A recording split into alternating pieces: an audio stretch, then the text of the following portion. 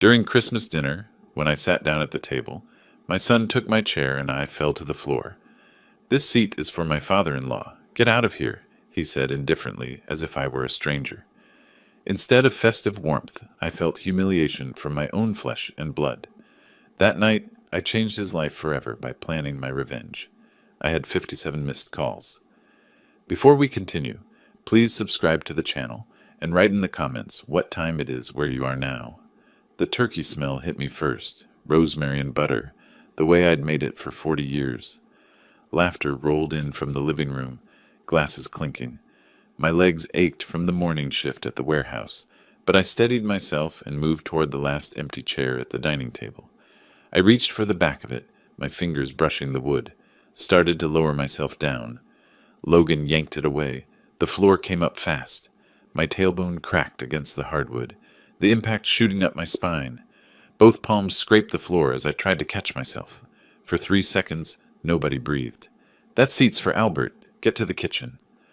Logan didn't look up from his phone. His voice carried the same tone he used for ordering takeout. I stayed on the floor, looking up at faces arranged around my table. The 2 grandchildren, 7 and 9, stared at their plates like they'd been nailed there. My daughter-in-law, Bernice, tilted her head, and a small laugh escaped her throat. Not loud. Deliberate. Nobody moved to help. I pressed my palms flat and pushed. My knees cracked.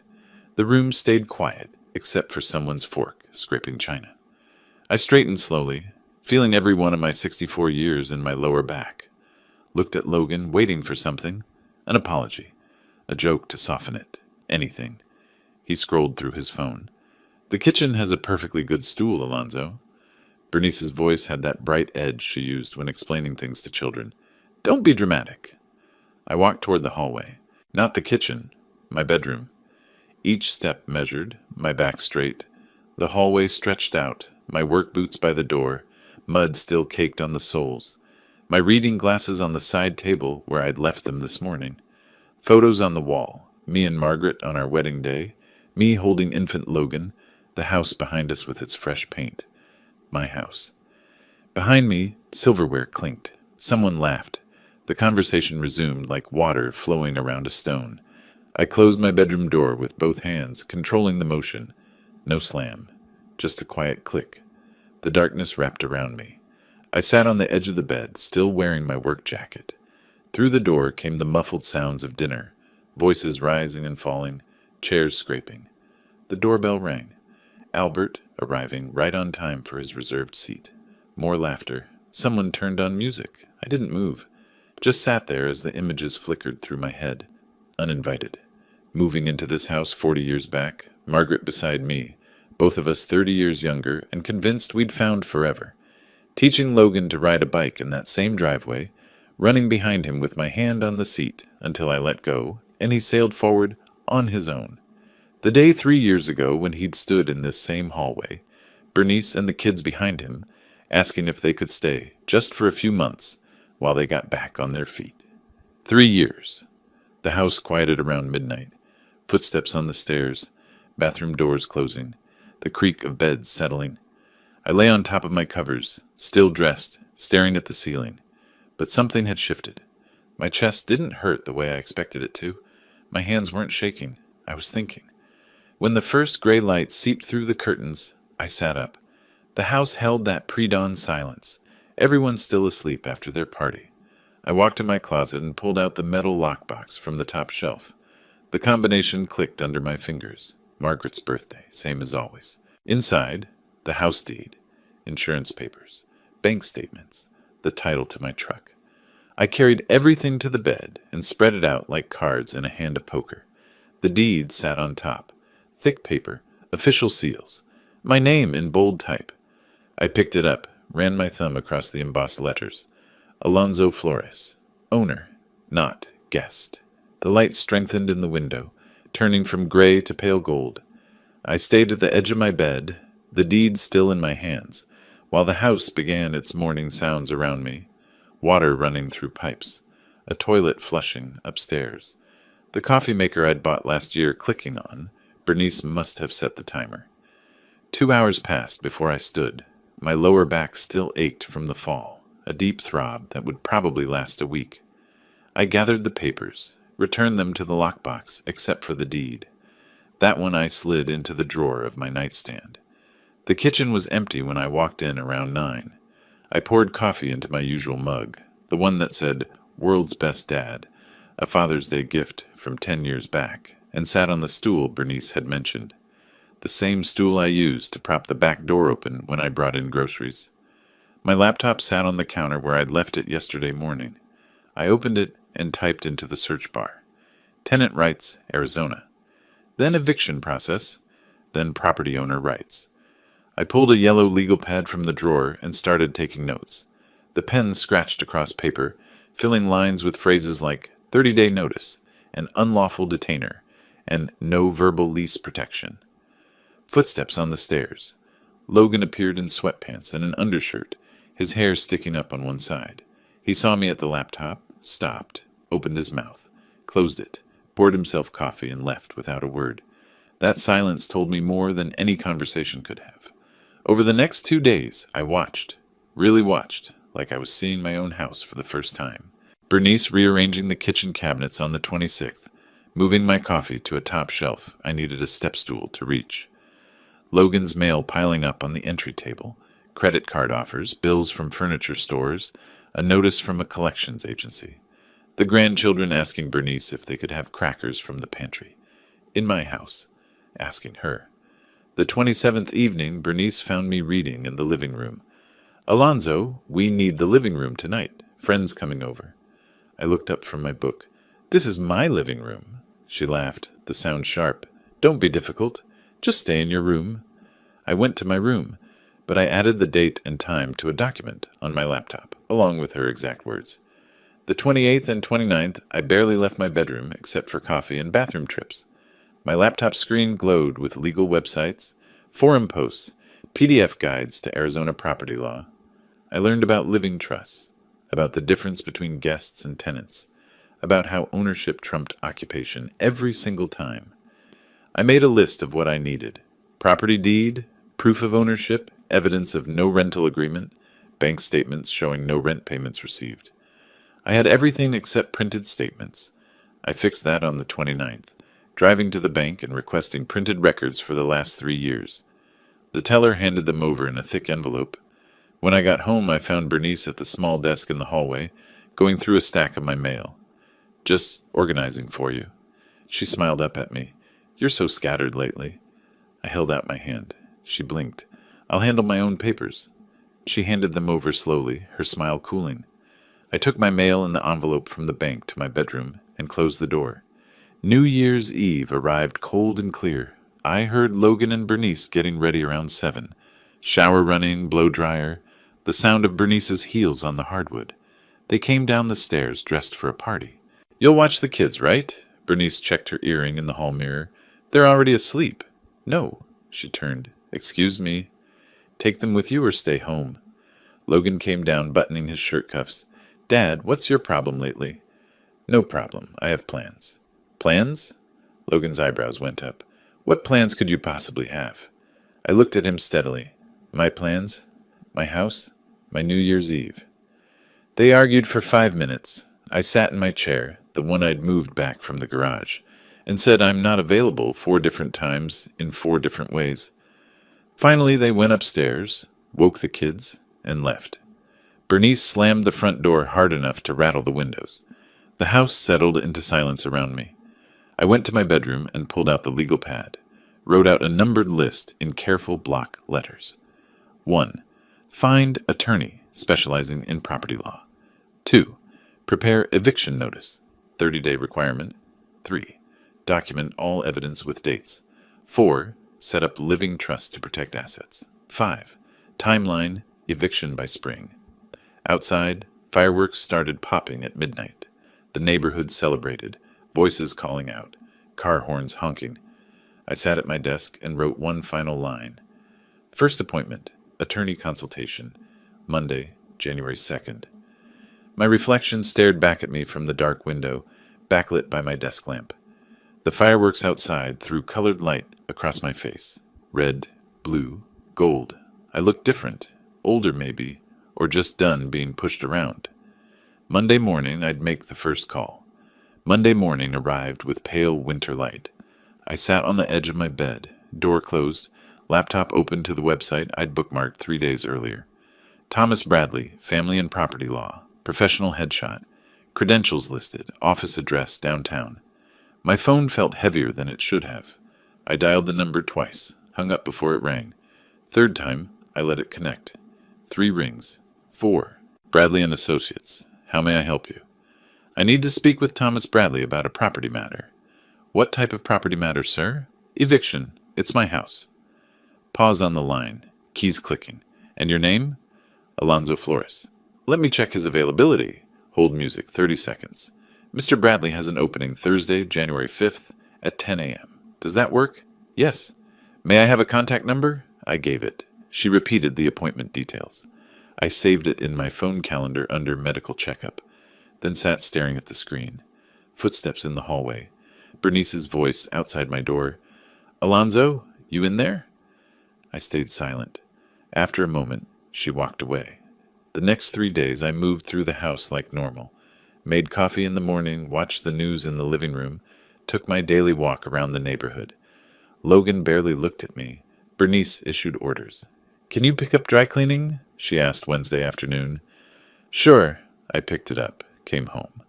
Hung Logan's shirts in his closet, but I was gathering what I needed. Wednesday evening, I drove to the public library, printed my bank statements at the self-service computer. 5 cents per page. 3 years of records showing 0 deposits from Logan, 0 rental income. I paid cash, folded the papers into my jacket.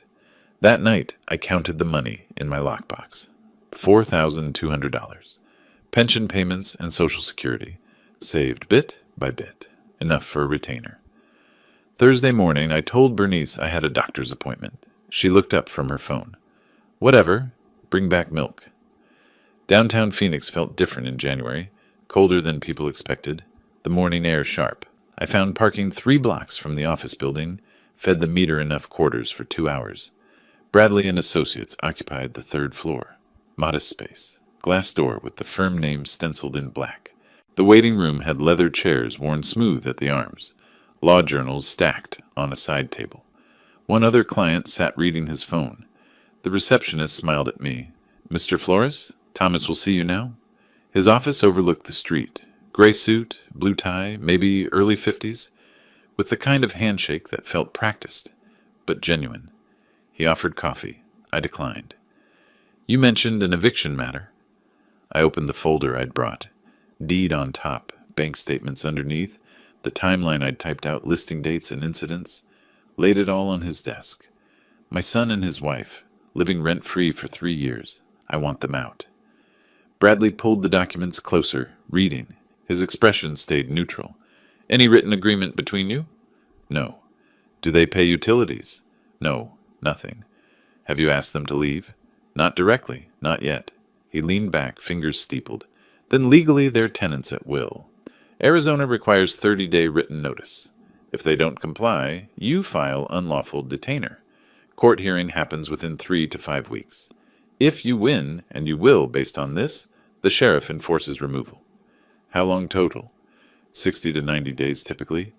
He explained the process step by step, forms, filings, court procedures. Then he mentioned something else. You might also consider asset protection, living trust. You transfer the house to a revocable trust now, name a beneficiary. Could be a charity, a friend, anyone. Cuts off their expectation of inheritance. I sat forward. How does that work? He walked me through it. Revocable meant I controlled everything, could change my mind, change beneficiaries, maintain ownership, but it sent a message, made my intentions clear. I want that too. Eviction process runs $2,500. Trust setup is $1,000. $3,500 retainer total. I pulled out my checkbook, wrote the amount, signed my name, tore it along the perforation. He took it, filed it in a folder with my paperwork. I'll draft the notice today. You'll need to decide when you want it served. Soon, mid-January. We shook hands.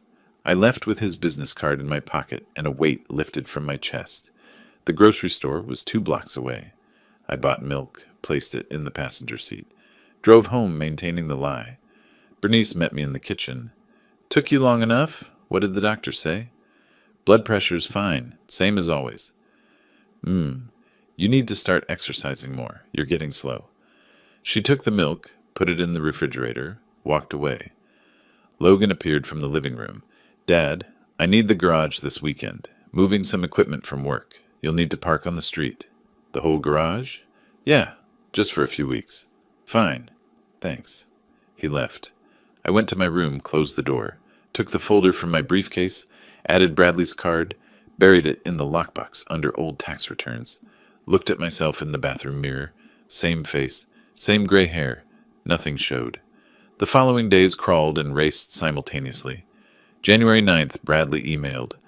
Notice prepared. Ready for your approval. I reviewed the PDF at the library. Formal language. 30-day deadline. Legal consequences spelled out in precise paragraphs. I replied from the library computer. Approved. Proceed with service.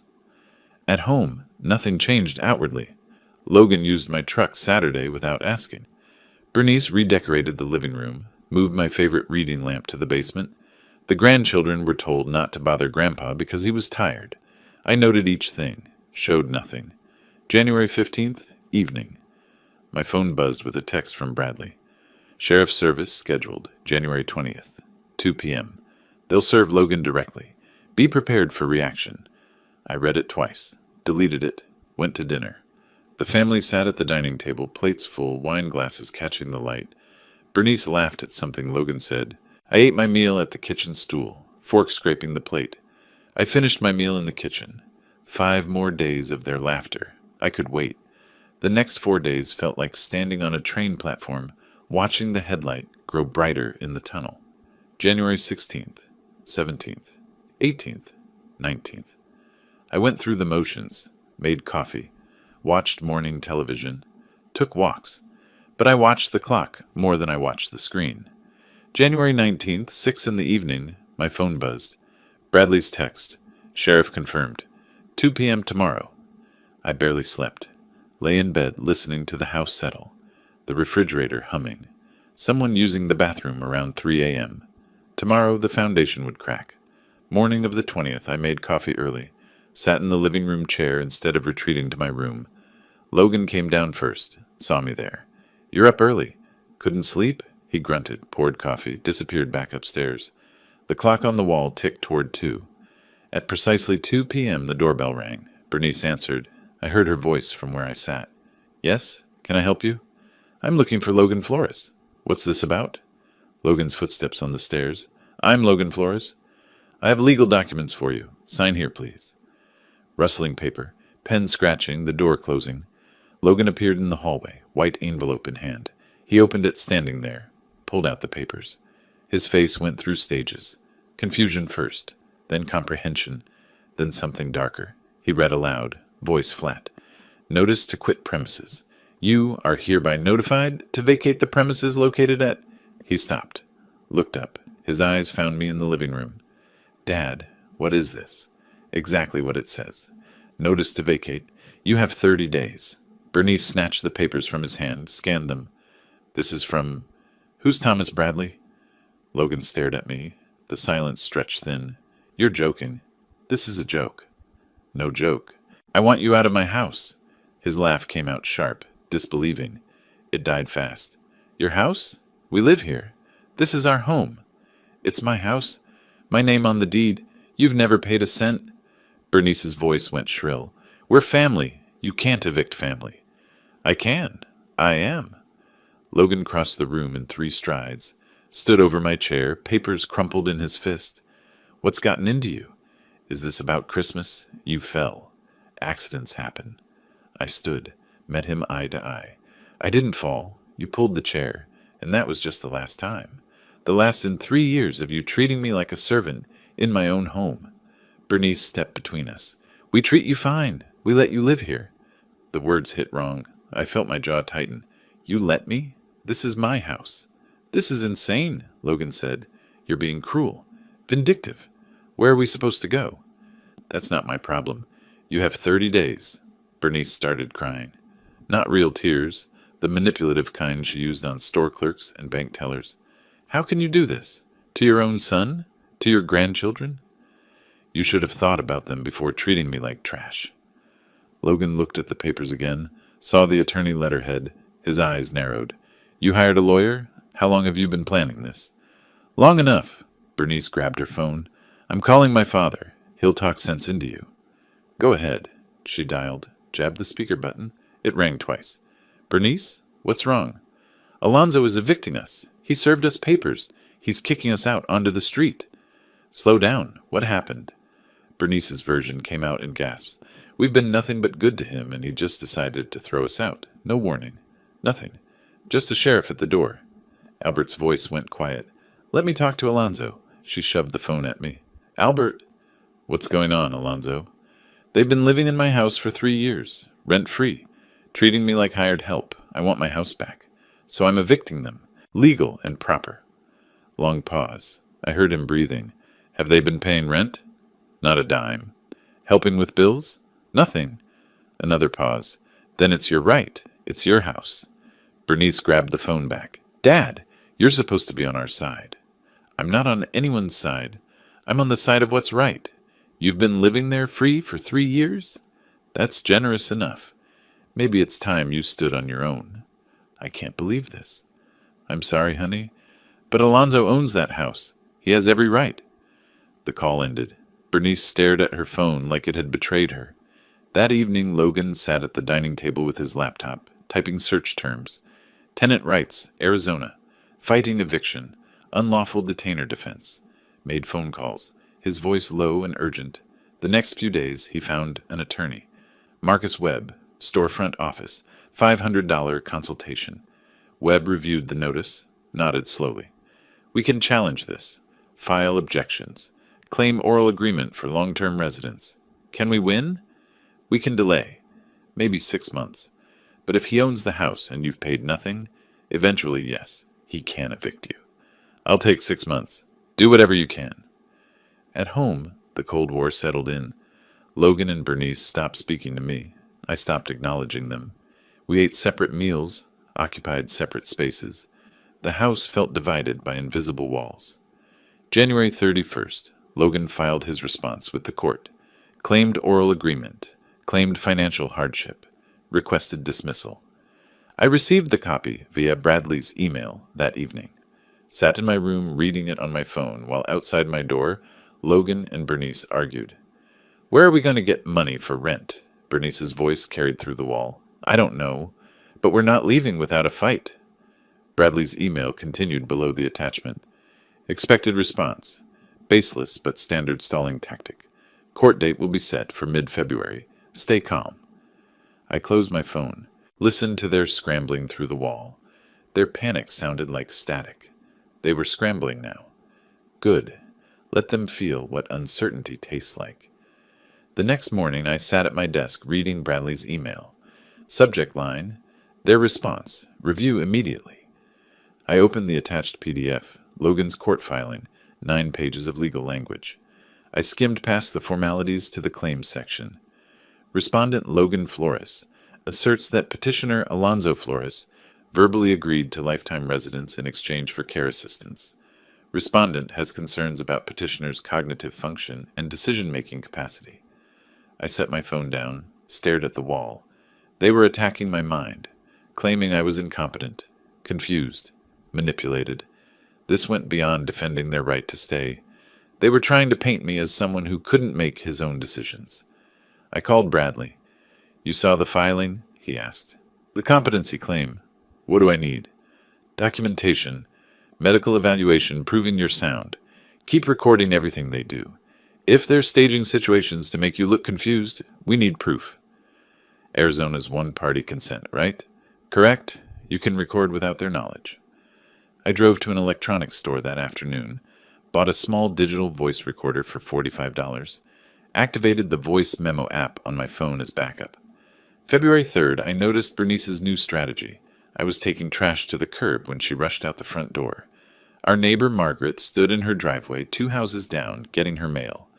Alonzo! Wait, let me help you with that. Bernice's voice carried across the yards. You shouldn't be lifting heavy things. I've got it. You're so stubborn. I worry about you. She took the bag from my hands, carried it to the curb, gave Margaret a look that said, "What can you do with him?" Inside the house, 30 minutes later, she walked past me without a word. That evening I found my blood pressure medication sitting on the kitchen counter. I kept all pills in my bedroom lockbox. Someone had deliberately placed them there. I photographed the bottles, checked the timestamp, moved them back to my room. February 5th, the pills appeared on the dining room table. February 7th, the living room side table. Each time I documented the location before returning them. Bernice made sure people noticed. Loud conversations within earshot of neighbors. He keeps forgetting where he puts things. I'm so worried. To the mail carrier, he's been forgetful lately. We're keeping an eye on him. But I was keeping an eye on her. February 9th, I recorded her contradictions. In the house when she thought no one could hear. Stay out of the way, old man, and stop touching my things. In the front yard with Margaret nearby. Alonzo, have you taken your medication today? You know how important that is. The recorder captured everything. February 11th, I checked our phone account. Family plan meant I could see text message logs. Screenshots saved automatically to cloud storage. Bernice to Logan. Margaret definitely noticed the pills. I made sure to mention his confusion again. Logan to Bernice. Good. Keep it up. We need people thinking he's losing it. I forwarded everything to Bradley. February 15th, I sat in Dr. Patricia Chen's office. What brings you in today, Alonzo? I need a cognitive assessment. Full evaluation. She looked concerned. Are you experiencing memory problems? Confusion? No. I'm in a legal situation. My son is claiming I'm mentally incompetent. I need documentation proving otherwise. She nodded slowly. All right. Let's do a complete workup. The mini mental state examination took 20 minutes. Questions about dates, locations, memory recall, simple arithmetic. I scored 29 out of 30.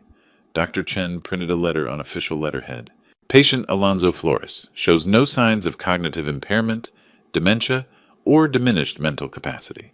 Fully competent to make independent decisions regarding personal and financial matters. I filed it with Bradley that afternoon. At home, the atmosphere curdled into something toxic. Logan and Bernice stopped pretending civility even in passing. When they spoke to me, it was hostile or performative, depending on who might be watching. February 16th, argument over the television remote. We're watching something, Logan said. Find something else to do. This is my living room. Not for much longer.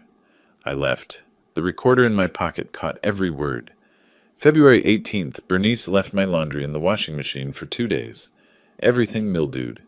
Oh, I forgot they were there. So much on my mind. I rewashed them, added the incident to my dated log. February 19th, close to midnight, Logan's friends arrived. Music pounded through the walls.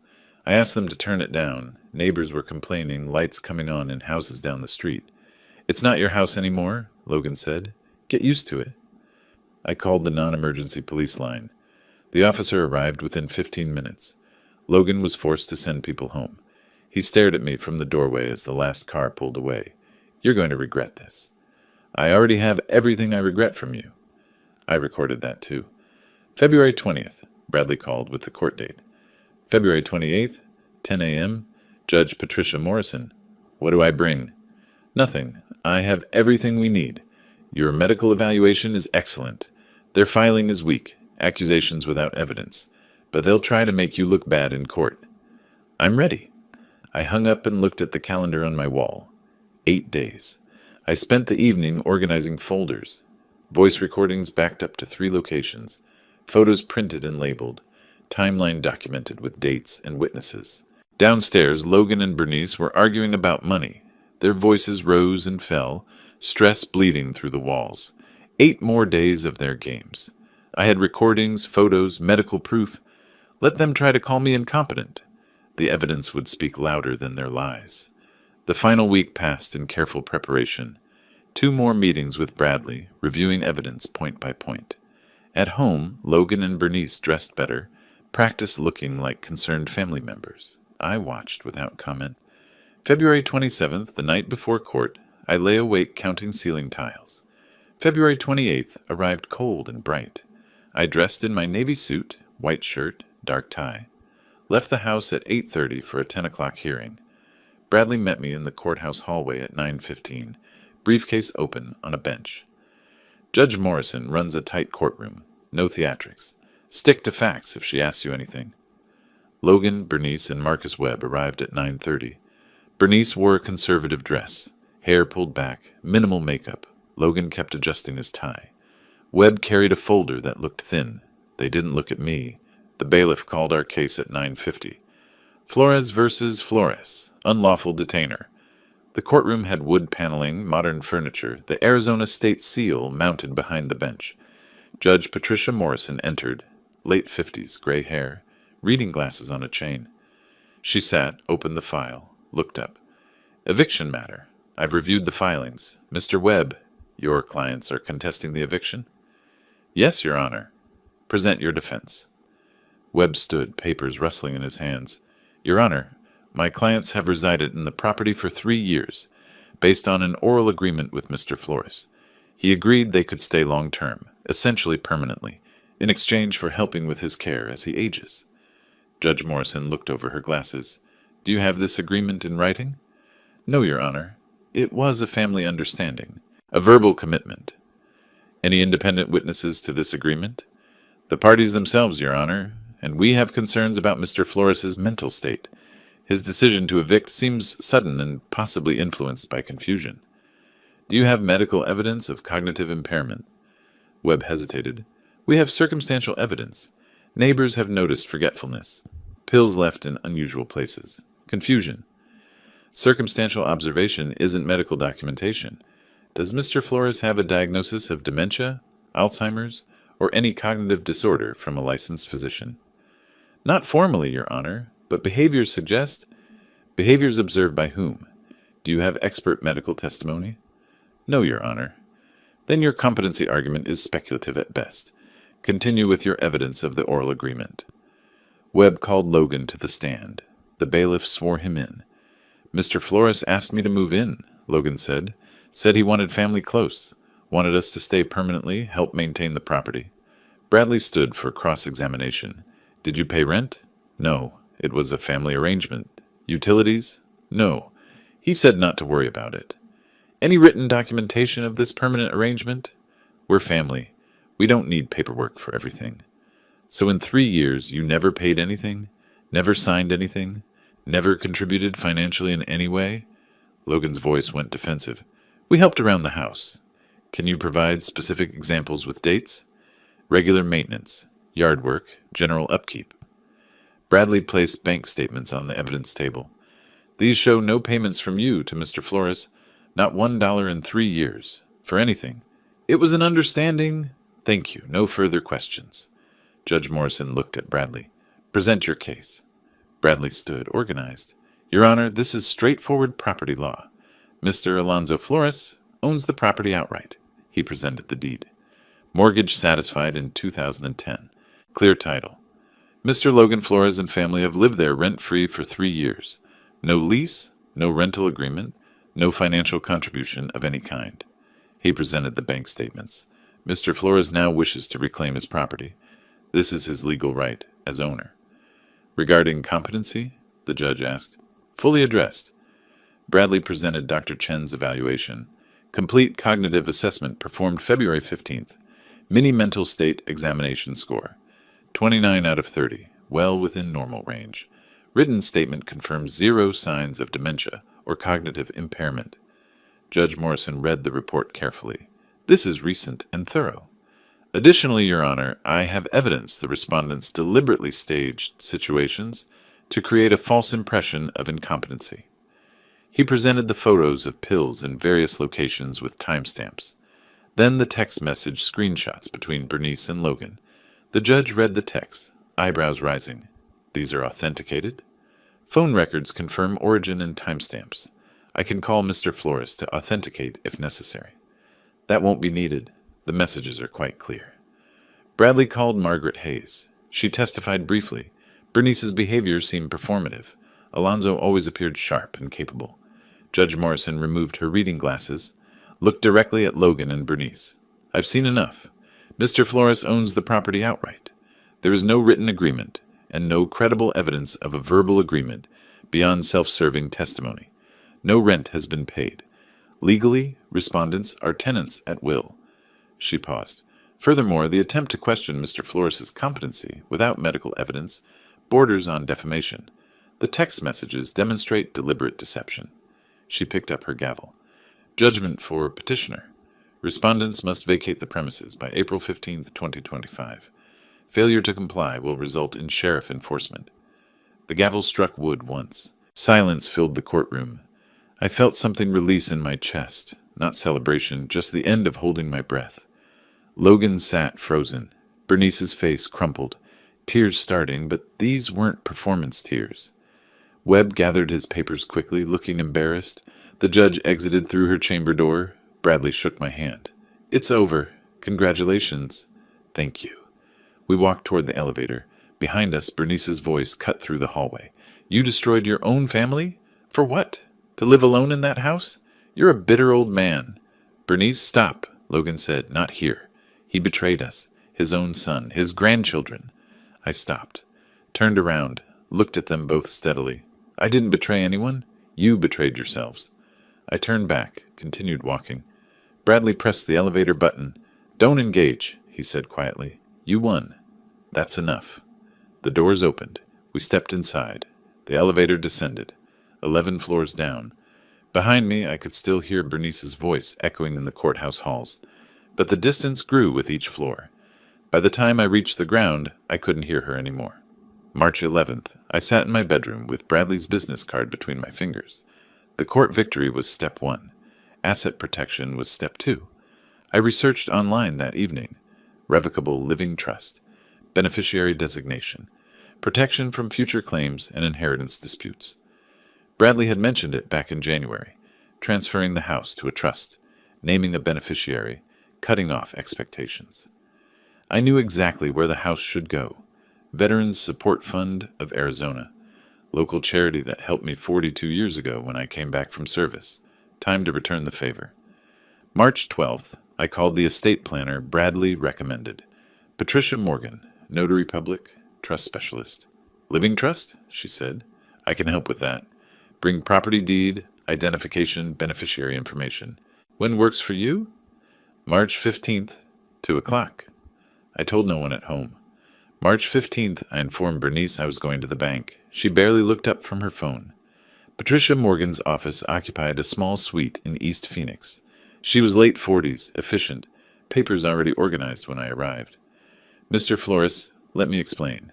A living trust transfers property ownership to the trust while you're alive. You remain trustee, maintain full control. Upon your death, property goes to the named beneficiary. Avoids probate, prevents contests. And my son can't claim it as inheritance? Correct. The property belongs to the trust. Your son has no legal claim. That's what I want. She walked me through documents. Trust agreement, property transfer deed, beneficiary designation form. I wrote, Veterans Support Fund of Arizona, in careful block letters. Any particular reason for this charity? I'm a veteran. Army, 42 years ago. 2 tours. The fund helped me when I came back. Gave me a place to stay. Helped me find work. I never forgot that. I signed each page. Morgan notarized with her official seal. The filing fee came to $1,200. I wrote the check without hesitating. I'll file with the county recorder this week. You'll receive copies in about 10 days. How private is this? Trust document itself is private, but the property transfer is public record. Anyone checking county records could find it. Good enough? I drove home with the documents in my briefcase. The house looked the same, but legally everything had changed. March 22nd, Logan got a phone call at work. I learned this later when he came home early, face pale, hands shaking. He found me in the living room reading the newspaper. You put the house in a trust. I looked up. Yes. When? When did you do this? Last week, March 15th. Why? Why would you do that? To protect my assets. To ensure the house goes where I want it to go. His voice rose. Where does it go? Veterans Support Fund. Silence filled the room like water rising. A charity? Disbelief cracked his voice. You're giving our house, my inheritance, to a charity. It's not your house. It never was. And it's not your inheritance anymore. You can't do this. This is revenge. This is vindictive. It's my property. I can do what I want with it. You taught me that when you treated it like yours. He stormed upstairs, slammed his door hard enough to rattle the frame. Bernice appeared minutes later, Logan had told her. A charity. Her voice was cold, controlled fury. You'd rather give everything to strangers than your own family. You made yourselves strangers when you pulled that chair. She turned and left without another word. March 24th, evening. Logan appeared at my bedroom door. First civil approach in months. Dad, can we talk? About what? About everything. Christmas, the eviction, the trust. He entered without invitation, sat on the edge of my bed. I was wrong. At Christmas. I shouldn't have done that. It was cruel. I'm sorry. I watched him carefully. You're sorry because I put the house in a trust. No. I'm sorry because I hurt you. Because I took you for granted. We both did. 3 years you took me for granted. And now, 2 months before you have to leave, you're sorry. I know how it looks, but I mean it. We can start over. I'll pay rent. Real rent. Market rate. We'll contribute to utilities, groceries, everything. You had 3 years to offer that. Desperation edged into his voice. The trust. Can you change it? Can you reverse it? It's revocable. I could change the beneficiary. Hope flashed across his face. Then, but I won't. The decision is made. Dad, please. Think about the grandkids. Your grandsons. You're cutting them off, too. I'm not cutting them off. I'll see them when they're older. I'll explain. But the house? That's decided. Anger returned to his voice. This is really how you want it? Your son living in some apartment in a bad neighborhood because he can't afford anything else? I lived in worse. When I came back from service, shared apartment, 3 roommates, roaches in the kitchen, I survived. You will too. He stood. The realization settled over him that this was futile. You've changed. You're not the person I knew. No, I'm exactly who I've always been. You just never bothered to see it. March 28th, Bernice sent the boys to my room. They knocked tentatively. Grandpa? I opened the door. Hey guys, come in. The older one spoke first, words clearly coached. Grandpa? Mom says we have to move. To a small apartment. I won't have my own room anymore. The younger one's lip trembled. Can't we stay here? Please? I knelt to their level. Come here. Sit down. They sat on my bed, both looking at me with confused eyes. You're moving because your parents need their own place. That's normal. Lots of kids share rooms. You'll be okay. But Mom says you're making us leave, that you don't want us here. That's not true. I love you both. But this is grown-up stuff between me and your parents. Not about you. The younger one started crying. I hugged him. I know. Change is hard. But I'll still see you. I'll still be your grandpa. Bernice appeared in the doorway. Boys, come on. Leave Grandpa alone. She took them away. Mission failed. I sat on my bed after they left. For just a moment my resolve wavered, but I knew this was Bernice's manipulation, not the children's genuine plea. March 31st. 2 weeks until eviction deadline. The house was the coldest it had been. No pretense anymore. Logan and Bernice spent evenings on their laptops searching for apartments they could afford. I heard them arguing about money, about neighborhoods. One evening I passed Logan's open bedroom door, saw him sitting on the bed, head in his hands. Bernice's voice. We'll survive. We always do. And maybe someday he'll regret this. Logan's response was quiet but clear. He won't. That's what I finally understand. He won't. 2 weeks. 14 days. The calendar hung on my wall like a countdown clock. Red circle around April 15th. In 14 days, my house would be mine again. Truly mine. For the first time in 3 years. April 1st arrived with boxes. Cardboard appeared in corners, stacked in hallways, filled with their belongings piece by piece. I overheard them that evening. Logan at the kitchen table, laptop open to rental listings. This one's $1,400 a month. 2-bedroom, South Phoenix. South Phoenix? Bernice's voice went sharp. That's a terrible area. What about this one in Tempe? $1,850. We can't afford that. Not with my salary and no savings.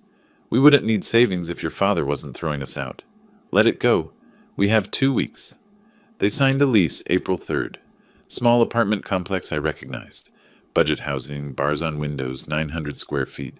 The paperwork sat on the kitchen counter. I saw the address, said nothing. Consequences look different when they arrive. Between April 5th and 10th, the packing accelerated, but lines blurred.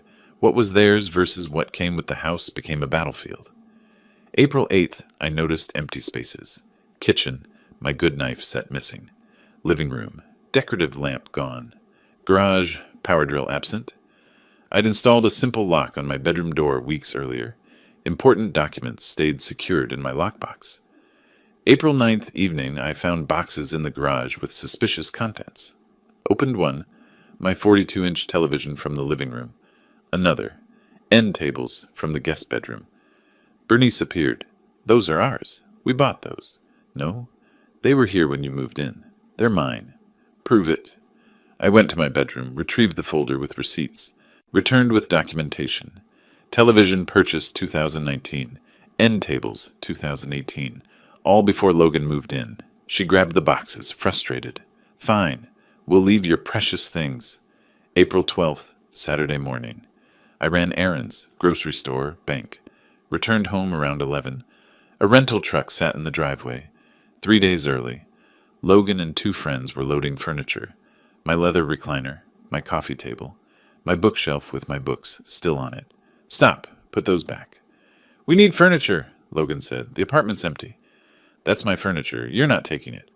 His friend shifted uncomfortably. Man, maybe we should... It's fine. Keep loading. I pulled out my phone. Then I'm calling the police. Logan actually laughed. Go ahead. We live here. It's our stuff, too. I dialed. I need police at my address. People are stealing my property. Logan stopped laughing. 20 minutes later, 2 Phoenix PD officers arrived. The senior one, Rodriguez, assessed the situation quickly. What's happening here? My son and his family are being evicted. They're trying to take my furniture. I showed the eviction notice, court order, receipts for every piece they'd loaded. Do you have proof of ownership? Rodriguez asked Logan. They're furniture. We've been living here. We use them. Using isn't owning. You have receipts? No, but... Then they stay. Unload the truck. Logan's friends moved fast, clearly wanting no part of this. The officers supervised every item's return. After they left, the friends left immediately. Logan and Bernice stood in the driveway, just the 3 of us. Calling the police on your own son. Bernice's voice dripped venom. You really are heartless. You were stealing from me. What did you expect? April 13th and 14th crawled by. They packed only what they could prove was theirs. Clothes, personal items, things they'd brought 3 years ago. They realized how little they actually owned. April 14th evening, Bernice brought a photo album to my room. Look at these. Logan's childhood, family vacations, holidays. We were happy once. I glanced at the photos. We were. You're destroying that, erasing it. For what? Pride? For respect, which you never gave me. The boys will grow up knowing their grandfather chose strangers over family. The boys will grow up knowing actions have consequences. Better lesson than entitlement. She left the album on my desk. I closed it, set it aside. April 15th arrived with dawn. I woke at 6, made coffee, sat at the kitchen table. Heard movement upstairs, them waking for the last time in my house. 8 a.m., the rental truck arrived. Legitimate reservation this time.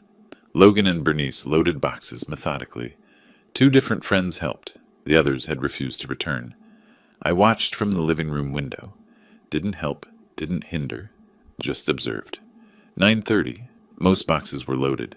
Bernice brought the grandchildren downstairs. Bye, Grandpa. I knelt, hugged them both. Bye, guys. I'll see you soon. Promise, the younger one cried. I don't want to go. I know, but you'll be okay. You're tough kids. Bernice pulled them away quickly. 10 a.m., Logan did a final walkthrough. Returned to the living room where I stood. House keys. He pulled his keyring from his pocket, removed the house key, held it out. I took it. I hope you're happy. Alone in your big house.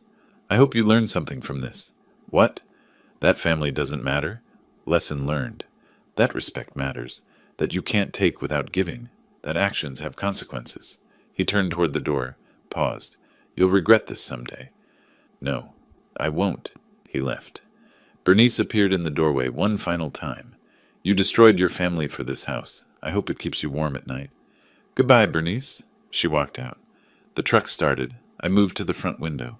Watched the U-Haul pull out of the driveway, Logan's car following behind. They drove down the street, turned the corner, disappeared. 10:15. The house fell completely silent. I stood at the window for several minutes, then walked through every room. Living room, empty spaces where their furniture had been, but my pieces remained. Kitchen, counter clear. 3 bedrooms, empty now. My bedroom, exactly as it was. I returned to the living room, sat in my recliner, the one they'd tried to take. The house was quiet. Not empty, peaceful. The house settled into silence. Not the hostile silence of the past months, but the quiet of peace. My chair, my coffee, my sunlight. I sat there for an hour, doing nothing but existing in my own space. It felt like breathing after being underwater for 3 years. 2 o'clock that afternoon, my phone rang. I sat in the living room, still in the same chair where I'd spent the morning hour. The screen lit up. Logan, mobile. I looked at it, let it ring. 6 times. Voicemail. I didn't listen to the message. 3 o'clock, another call. 4:30, another. 6:15, another. Each time I glanced at the screen, set the phone back down. By evening, I had 8 missed calls. All Logan. April 16th, the calls continued. 4 in the morning, 3 in the afternoon, 5 in the evening, 17 through 22nd. The pattern held. My phone buzzed, lit up, went silent, over and over. I kept count without meaning to. 57 calls in 1 week. April 18th, text messages started arriving. Dad, please, we need to talk. I know you're angry, but this is extreme. At least let me explain. The kids are asking about you. Please just pick up. I read each one, deleted each one. April 23rd, I opened my phone settings, found Logan's number, blocked it, found Bernice's number, blocked that too. The phone went silent. Late April, a different number called. I answered. Alonzo, it's Albert Clark, Bernice's father. Do you have a minute? I sat up straighter. I have time. I'm not calling to argue. I'm calling to check on you, and to tell you something. Go on. I saw their new place. The apartment. It's rough. Small. The boys are adjusting, but it's hard on them. He paused. I'm not asking you to change anything. Truth is, I think you did the right thing. I've been thinking about it since that phone call during the eviction. They took advantage. For years. You're the first person from their side to say that. Because it's true. Bernice is my daughter, and I love her, but she's always looked for the easy way. And Logan, he let her turn him into someone I don't recognize. Why are you telling me this? Because you deserve better, and because I think you should know. They're struggling. Really struggling. He described it. Bernice looking for work, no job in 10 years, limited skills. Logan's salary barely covering rent and bills. Stress visible on both of them. Logan's been asking friends for loans. Nobody's helping. Word got around about what happened. People know he lived rent-free for 3 years and got evicted by his own father. Actions have consequences. They do. Another pause. Anyway, I wanted you to know. I don't think you were wrong. If you want updates occasionally, I can keep you informed. If not, I understand. I appreciate the call, Albert. Updates would be fine. Thank you for being honest. May through July, Albert called every few weeks. Mid-May, Bernice found work. Retail clerk at a discount store, $13 an hour. First job since before marriage. Logan working extra hours. The boys transferred schools mid-year, struggling to adjust. Early June, Albert suggested coffee. We met at a diner. Bernice is exhausted. 2 jobs now, retail plus weekend cleaning service. She's not used to working. She had years of not working. My expense. I know. She's learning what real life costs. He stirred his coffee. Logan asked me for money. $2,000 loan. I refused. Told him he needs to figure this out himself. He also mentioned Logan tried contacting my neighbors, hoping they'd talk sense into me. Margaret Hayes and others told him to leave me alone. Late June, another call. Financial situation slightly stabilized, but tight. Bernice injured her foot at work, missed 2 weeks, lost wages. Logan sold his truck, bought a cheaper used car. The boys keep asking to visit you. Bernice refuses. Mid-July, we met for coffee again. Logan's different, quieter. I think reality finally hit him. What kind of different? Defeated, maybe. Or just grown up. He mentioned you the other day. Said he understood now why you did it. Understanding comes easier after consequences. True. Albert set down his cup. Listen, I know this is complicated, but the boys miss you. I could arrange visits, at my place, without Logan and Bernice present. I considered this. I'd like that. Let's set something up. Late July afternoon, Albert visited my house. First time he'd seen it since everything exploded. I gave him a tour. Living room restored to how I liked it. Kitchen organized, bedrooms empty but clean. It looks like you again. When they were here, it felt different, cluttered, chaotic. It felt like someone else's house with me as a guest. We sat on the back patio. I made coffee. I owe you an apology. For what? Christmas. I showed up for dinner that night. I didn't know what happened. The chair, the fall, until later. But I should have noticed how they treated you. Should have said something earlier. You weren't responsible for their behavior. Still, I saw signs. The way Bernice ordered you around. Logan's entitlement. I thought it was just family dynamics. Didn't realize how bad it was. Most people don't see what they're not looking for. You did the right thing, evicting them, the trust, all of it. They needed to learn they can't just take from people, even family. Especially family. Thank you for saying that. It means more than you know. You're a good man, Alonzo. Better than they deserved. We drank coffee in comfortable silence. The boys. We should arrange that visit. Maybe this Saturday. They could come to my place for lunch. You could join us. I'd like that very much. First grandchildren visit happened that Saturday, at Albert's house. The boys cautious at first, then warming up. Mom said you were mad at us, the older one said. Never at you. Never.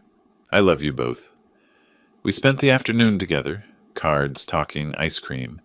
Arrangements set for monthly visits. Late July, life developed its rhythm. Phone silent of Logan's calls. House peaceful, organized, mine. Morning coffee on the patio. Afternoon projects. Evening reading. I repainted a guest bedroom. Fixed the fence gate. Replanted the garden. One weekend I hosted a small barbecue. 3 retired colleagues from the auto shop where I'd worked 20 years. You seem lighter, one said. Happier. I feel like myself again. Margaret waved from her yard one evening. I waved back. July faded into August heat. The phone stayed quiet. No more calls from Logan. No more desperate messages. Just silence. And in that silence I found something I hadn't felt in 3 years. Contentment. The house was mine. The days were mine. My life, finally, was mine again. Early August, I painted the front porch railings. They'd needed it for years. White paint, fresh and clean, the brush moving in steady strokes while the morning sun climbed higher. The neighborhood woke up around me. Cars backing out of driveways, coffee smells drifting from open windows. Normal sounds, peaceful sounds. I fixed the squeaky fence gate that afternoon. Small satisfaction in the repair, in the silence when I swung it open and closed. Another day, I reorganized the garage. Found items Logan left behind, an old basketball, some tools. I didn't call him, donated them to Goodwill instead. My social calendar filled. Coffee with Albert every other week. Lunch with retired colleagues. Margaret invited me to a neighborhood potluck. I went. Brought potato salad. Mr. Patterson, 70-something, caught me at the dessert table. Good to see you smiling again, Alonzo. Been a while. I realized he was right. I was smiling more. Mid-August, Albert called about the boys. They've been asking to see your house. Would you be comfortable with that? I'd bring them, stay the whole time. Logan and Bernice won't know. I'd like that. Tell them to bring swim trunks. I'll set up the sprinkler. Saturday afternoon, Albert brought them. They hesitated at first, looking around. It looks different, the older boy said. Empty. It's not empty. It's just simpler now. Where's our stuff? Our room? Albert knelt to their level. You have your room at the apartment, remember? This is Grandpa's house. I deflected quickly. Come on, let's go outside. I've got the sprinkler set up. The backyard filled with laughter. They ran through the water, soaking wet, shouting. I watched from the patio, Albert beside me. Thank you for this. They needed to see you're okay, that you still love them. I do. Always will. This was never about them. They understand more than you think. Kids are perceptive. Later, I made them sandwiches and lemonade. We ate on the patio. Boys chattering about school, friends, the pool at their apartment complex. The older one suddenly stopped, mid-sentence. "Are you happy, Grandpa? Mom says you're lonely here." I met his eyes. "I'm not lonely. I'm peaceful. There's a difference." He thought about this, nodded like he understood something adults usually missed. When they left, both hugged me tight. The younger one whispered, "I miss you. I miss you too. But we'll keep seeing each other. Promise." Late August morning, I worked in the front yard, trimming bushes, edging the lawn. A car slowed in front of the house. I recognized it. The cheaper sedan Logan bought after selling his truck. The car stopped across the street. I continued working, didn't look directly at it. But I was aware, completely aware. 5 minutes passed. The car remained, engine off. I finished one bush, moved to the next. Maintained calm appearance. 10 minutes now. Finally, I glanced over. Logan sat in the driver's seat looking at the house. Our eyes met. His expression carried something I hadn't seen before. Uncertainty. Maybe regret. I held his gaze. Neutral. Didn't wave, didn't gesture, just looked. He looked away first. Down at his steering wheel. Sat there another 5 minutes. 15 minutes total. I returned to the yard work. Heard the engine start. Peripheral vision caught the car pulling away. I didn't watch it go. Kept trimming. But I listened to the sound fade down the street. When silence returned, I paused. Set down the clippers. Sat on the porch step. Logan had come, but couldn't get out of the car. Couldn't cross the street. Couldn't knock on the door. Just sat there, looking at what he'd lost. And I understood. The revenge wasn't in his suffering. It was in his comprehension. He finally understood consequence. Understood what he threw away. That gulf between us, he created it. And now he knew it couldn't be crossed. Later that day, I sat on the back patio, reflecting. No anger, no satisfaction, no triumph. Just quiet acknowledgement that the message had been received. I didn't need his apology, didn't need his acknowledgement. I already had what mattered. Evening of August 30th, I sat on the front porch. Temperature cooling as the sun lowered. Sky painted orange and pink over the Phoenix horizon. I rocked in my father's old chair, the one I'd brought from storage. Glass of lemonade sweating in my hand. The street stayed quiet. Neighbor kids riding bikes. A couple walking their dog. Margaret waved from her porch. I waved back. The house behind me glowed warm in the windows. Sprinkler running in the backyard, tick, tick, tick, against the grass. This house, bought 40 years ago, raised my family here, lost Margaret here, nearly lost myself here, but now reclaimed, not just legally, spiritually. It felt like home again. Christmas dinner felt distant now, like a different lifetime. The fall, the humiliation, the Cold War, the eviction, necessary steps, not pleasant, but right. Logan's 57 calls. This morning's car across the street. Final punctuation marks. I wasn't waiting for anything anymore. Not for Logan to apologize. Not for Bernice to understand. Not for vindication. I already had it. In this quiet house. These peaceful evenings.